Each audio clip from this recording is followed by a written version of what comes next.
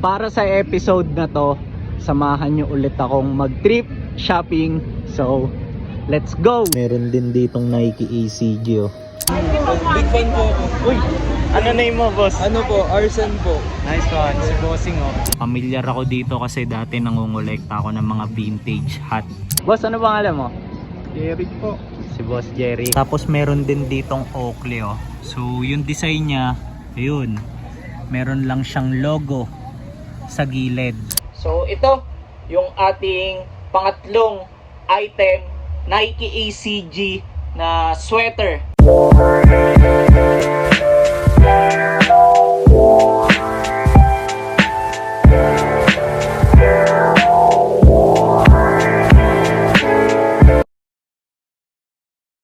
Yo, good day sa inyong lahat. So para sa episode na to, samahan nyo ulit akong mag-trip shopping. So, let's go! Tapos, kung mapapansin nyo, maulimlim yung panahon, no? Kaya naisipan kong gumawa ng panibagong vlog ngayon. Kasi hindi mainit di ba? Then, bago tayo mag-umpisa, samahan nyo muna ako. Paka-shout lang ako saglit. So, tara! Let's go!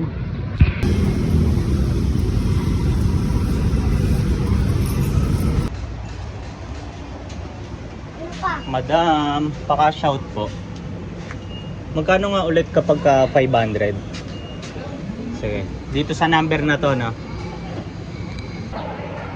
Madam, wag buo Thank you. 1, 2, 3, 4, 5. Okay, let's go. Yo, thankful ako na makulimlim pero wag naman sanang umulan, di ba? Para hindi madamihan tong gamit kong pair. So, thank you.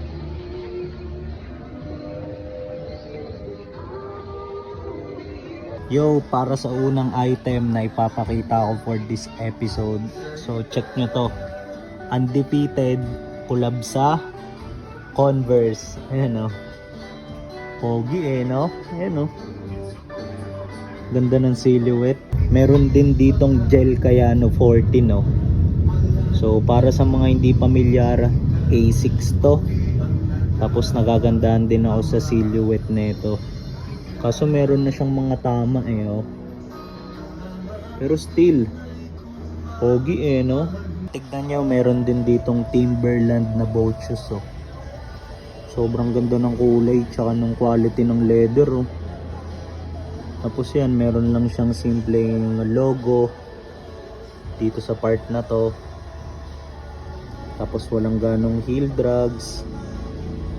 Hindi ko pinapansin kanina tong pair na to kasi parang normal 70s lang siya, di ba?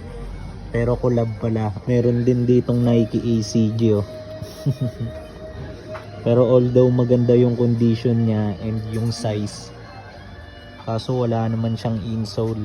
Aside sa mga sapatos, wala nang ganong mabisa dito lalo na sa mga garments. Pero ang kagandahan, kahit papano, meron akong nabili dito. So check nyo na lang kung ano yung nakuha and mga makukuha ko pa lang sa end ng episode natin na to. Then ngayon, so ang naiisip ko is lilipat na ako ng shop. Malapit lang din naman dito yon. Tapos update ko kayo kapag nandun na ako. So tara, let's go. Yo, nangyari na nga ang ayokong mangyari. Kasi umuulan na. Ayan.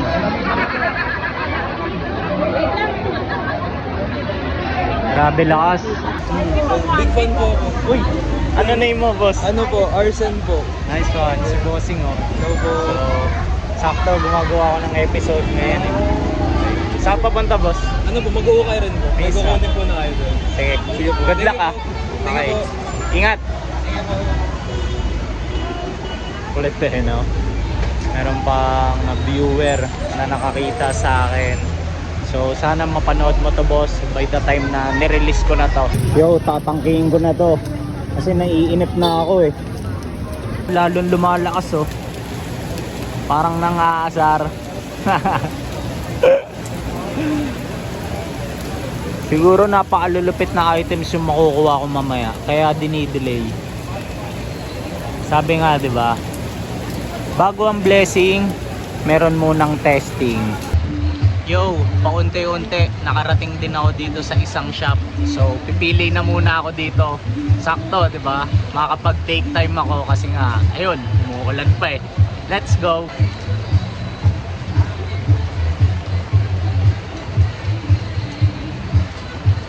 Palipat na ako. So, check nyo yung pair ko ngayon, ang dumi na. Ito yung ayokong mangyari kanina, 'di ba?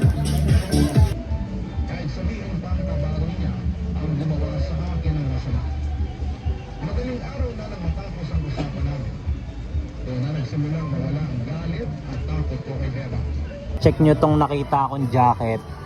So, Camel yung brand niya. Tapos, ang ganda ng details. Tignan nyo yung mga botones niya. Ayan. Tapos, ultimo yung cooler niya. May mga detalye ng branding nila, 'di ba? Tapos, overall, ganito yung itsura niya. Meron pa siyang pocket dito. Ganda. Bala ko sanang kunin eh, kaso nakita ko yung isang puller niya sa side na to. Wala na. Ayan o. Sayang. Meron din ditong Gap na zip up jacket to. Ayan. Tapos ganito yung details niya. Tapos yung puller niya, meron din branding ng Gap. Ayan o. Yo, nandito na ako sa kabilang shop. Then ang kagandahan, ayan, kung mapapansin nyo, wala na yung ulan, kaso bigla namang umaraw. So ngayon pili muna ako dito. So tara, let's go.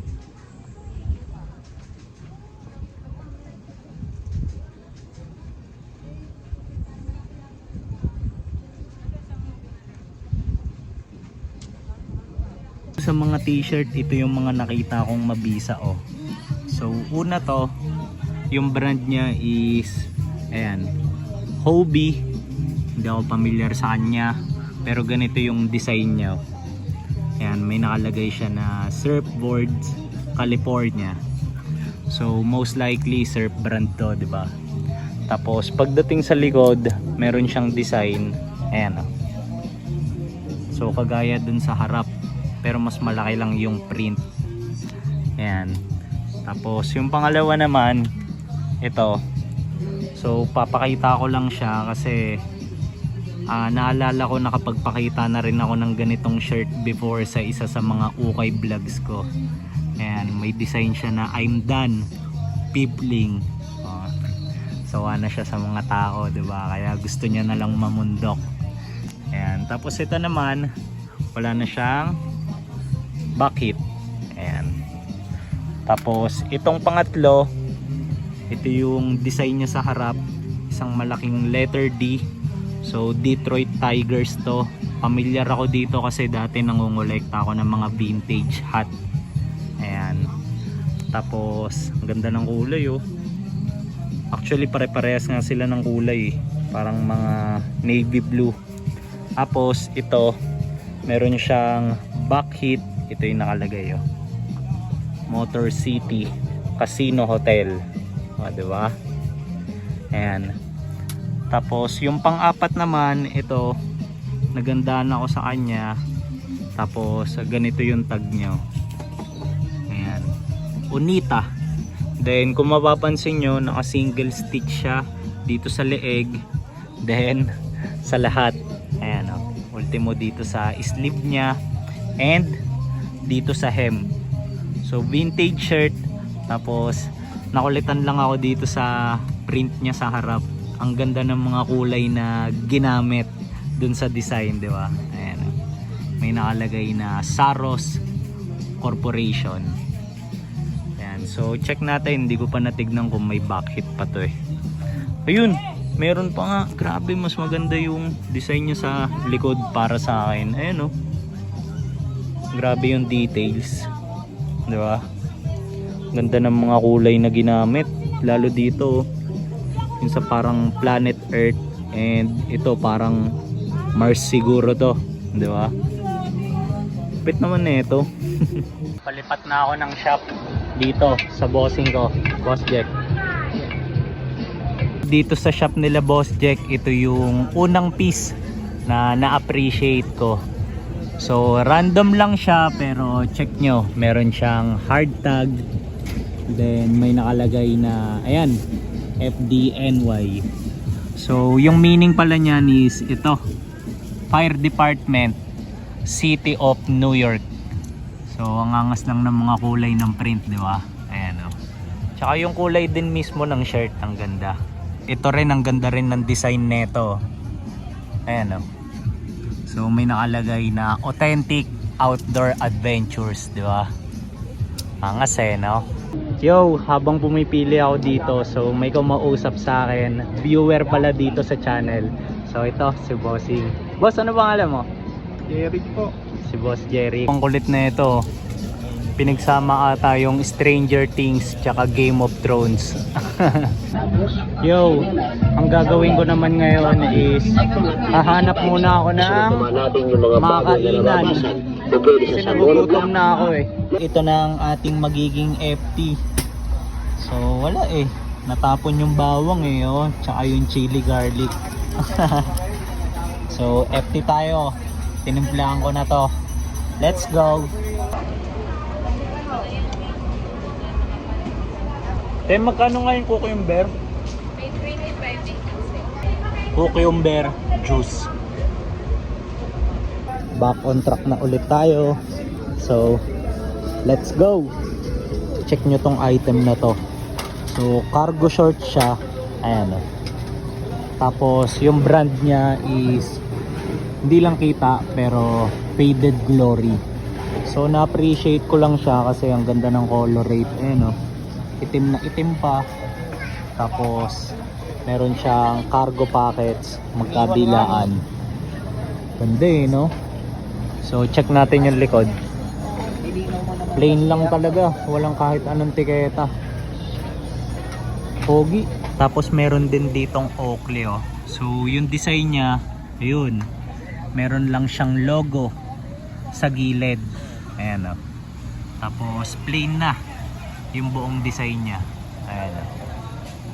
Then meron lang siyang details ng branding dito sa butones. So focus lang natin ah. Ayan. Tapos pagdating sa likod, meron siyang maliit na tag. Ayan oh. Pogi din eh, no? Kaso hindi siya ganun kabagi. Yo! Pauwi na ako. Kasi kung ano man yung mga items na napakita ko dun sa last shop, wala eh. Ayun na yung mabibisa dun. Tapos naisip ko rin, baka mamaya bigla na naman magbago yung panahon, di ba? Then baka mahirapan akong makauwi. Kaya ayoko namang ma-stranded, syempre. So takits na lang tayo maya maya once na makauwi na ako, para review natin yung details ng bawat piece na nabili ko. So let's go. Yo, so ito, nakauwi na ako. Then nandito na tayo sa last part ng episode kung saan syempre ipapakita ko na yung bawat item na nakuha ko. Tapos ire-review natin yung details nung bawat isa. Pero bago tayo magsimula, so mabilisan lang, gusto ko lang i-shout out yung dalawang viewers na nag-approach sa akin kanina. So na-appreciate ko lang yung paglapit nyo sa akin mga bossing. Kaya ang wish ko sana, alam nyo yun, mas makakuha pa tayo ng mas malulupit na items soon, di ba? Tsaka, ayun, sana magkasabay-sabay ulit tayo. So, going back, para pala dun sa mga nakuha nating items for this episode. So, naka-apat tayo.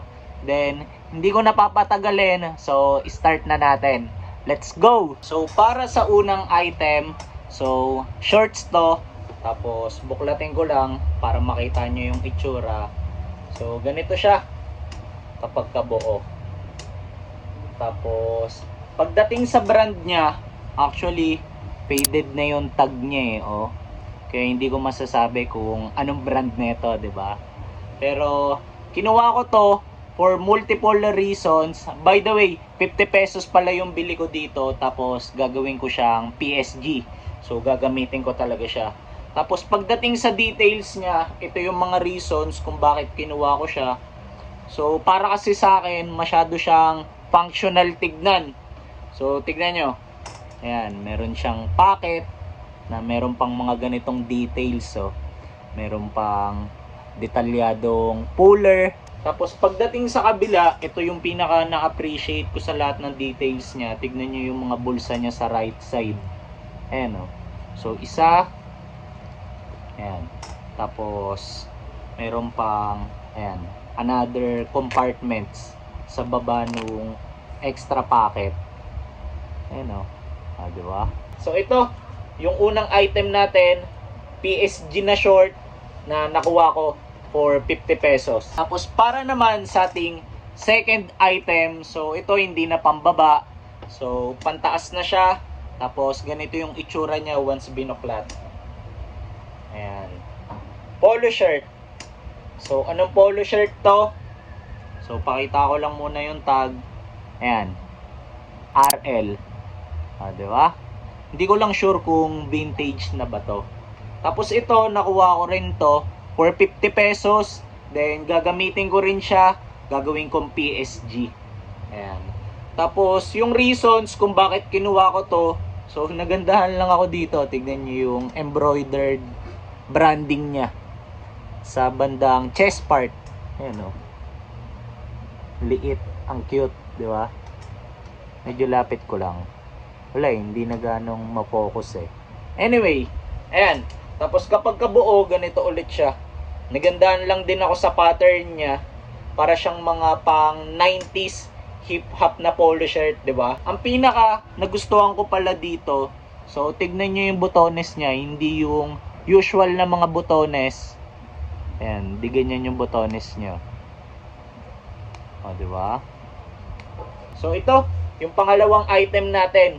PSG ko na Polo RL na nakuha ko for 50 pesos. Then para naman sa ating third item, so itong pangatlong item pantaas ulit. Tapos once binuklat siya, ganito yung itsura niya. Ayan. So Nike ACG. Tapos ito gagawin ko rin pala siyang PSG. Then nakuha ko naman siya for 150 pesos. Then pagdating sa mga details niya, so ganito yung tag niya, brown tag. Ayan. Ayan, di ba? Tapos pinaka nagandahan ako sa lahat ng details nito. So ito, meron siyang bulsa, di ba? Ayan o. So working yung zipper niya. Wala pala tong kahit anong issues. Tapos once binaba mo yung zipper, ayan, di ba, may bulsa. Pero hindi lang dyan. Tagos yan hanggang likod. Ayan o. Kasi yung design parang naka-wrap around dun sa left side nung item. Ayan. Tapos yung added details niya, ayan, meron lang din siya nung embroidered branding dito sa other side ng chest. Ayan. Tapos kanina chinek ko yung mga ito, yung parang garter nung sa sleeves niya, lahat crispy pa. So kabilaan, ayan o. Tapos ang ganda pa ng color rate nito, itim na itim. Ayan. So ito yung ating pangatlong item, Nike ACG na sweater. So PSG ko. Tapos nakuha ko ulit for 150.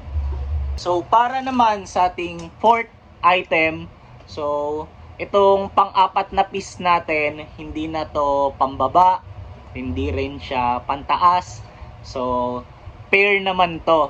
So anong pair? Pakita ko na. Ito. Ayan. Tapos yung brand niya, ayan, Kin. So anong Kin ba to? So Newport. Tapos siguro lapag ko na lang tong isa. Ito na lang yung i-discuss natin. So ito, gagamitin ko rin to, by the way. Tapos ngayon ko lang napansin, lahat pala ng nakuha ko puro PSG, di ba? Tapos nakuha ko pala to for 450. So sarado lahat ng naging total na nagastos ko for this episode is 700. Pero para lang yun sa mga items ha. Tapos, pinakaunang napansin kong detail nito kanina, dun sa unang store ko to nakuha eh. So, dun sa puro sapatos. Ito, meron siyang maliit na parang patch. Ayan. Na may nakalagay na waterproof. So, ito, yung ating pang-apat na item. Wala naman na akong ibang madidiscuss sa kanila kasi as is lang. Ayan o. Diba?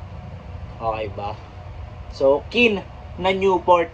So, since napakita ko na yung bawat item na nakuha ko for this episode, so, syempre, comment kayo kung ano sa tingin nyo yung pinakamaganda dun sa apat na nabili ko.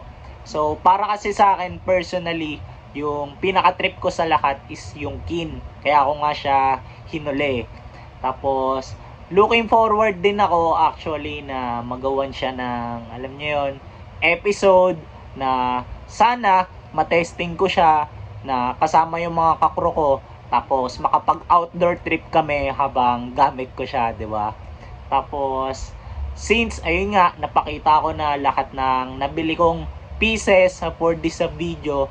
So, matik nyo na, syempre, kailangan ko na rin i-end yung episode natin dito. Pero, bago ko tapusin tong episode natin, so, thank you muna para sa lahat ng umabot sa part ng episode na to. Tapos, wala, sobrang nakakatuwa lang kasi sobrang daming nangyari para sa akin dito sa vlog ko na to. Nakita nyo naman, di ba? Inabot ako ng ulan, tapos ang dami kong nakakwentuhan. Kaya para sa akin, sobrang colorful ng mga nangyari dito sa video na to.